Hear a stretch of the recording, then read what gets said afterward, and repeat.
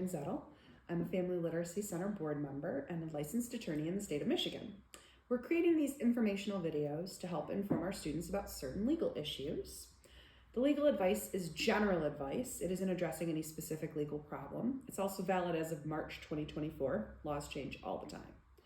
We get a lot of questions about harassment in the workplace. And harassment in the workplace has changed a lot since the rise of at-will employment. So 10 years ago, we would have asked questions like, was the harassment sexual harassment? Was it quid pro quo advances? Were your promotions based on how you responded to these advances? Were you treated in an unequal way? Was there a hostile work environment with jokes and comments and inappropriate touching?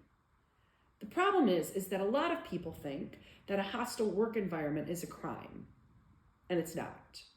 And a lot of people think that it's a violation of their civil rights, and it probably isn't unless you work for a government entity. And if you do work for a government entity, just as a heads up, if you want to make a hostile work environment claim, you can't just go file a lawsuit. You have to go to the EEOC and ask for permission first. So it's not an automatic thing. And a lot of people think that, a hostile work environment is an automatic paycheck lawsuit. And it isn't that either, because there are a lot of steps. You have to mitigate your damages. You can't just waltz out and then go sit on your couch for 8 months and file a lawsuit and say, like, I was horribly damaged by this hostile work environment. Because there's a really weird line with hostile work environments. Now look, if your boss flat out sexually assaults you, this isn't a hostile work environment. You call the police. But if your boss keeps making fun of your 1984 lime green Dodge Dart, there's not a whole lot you can do about that. Now, what do? If there's an HR department, go there and talk about the problems that you're having. But let's remember too that human resources is not there for the employees. It's there for the company. You can quit the job and go find another job. If it's a franchise job, you can probably call a hotline. But what you can also expect is that if it is not a hostile work environment, if it is not actual harassment, if it is not a crime, what you can expect is to be fired. And that's unfortunate. And I'm not sitting here and saying that this is fair.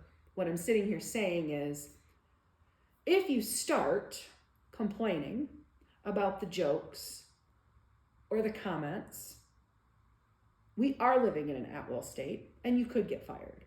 And I'm not saying that you should just eat it and take it, but there isn't a whole lot of wiggle room and there isn't a whole lot of legal methods to make those kinds of things stop. As we've all learned working with horrible bosses, horrible managers, and horrible coworkers. If it becomes untenable, document things. And that's another thing that you really should learn anyway as you're getting up and getting older is document things. If you ask your boss to stop doing something, shoot a quick text. If your boss asks you to do something and you don't think that that's the right thing to do, shoot an email back to that boss and their supervisor and say, hey, Jeremiah told me that I should just go ahead and put all the TVs into the back of his car at the end of the week that haven't been sold.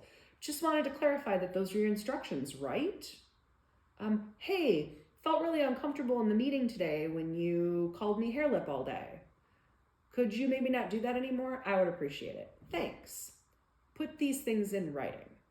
But again, we live in an at-will employment world, and we live in a world where just like slip and fall accidents have gotten pared down, so have hostile work environment lawsuits. So wrapping up, here's another standard lawyer disclaimer. This isn't specific legal advice.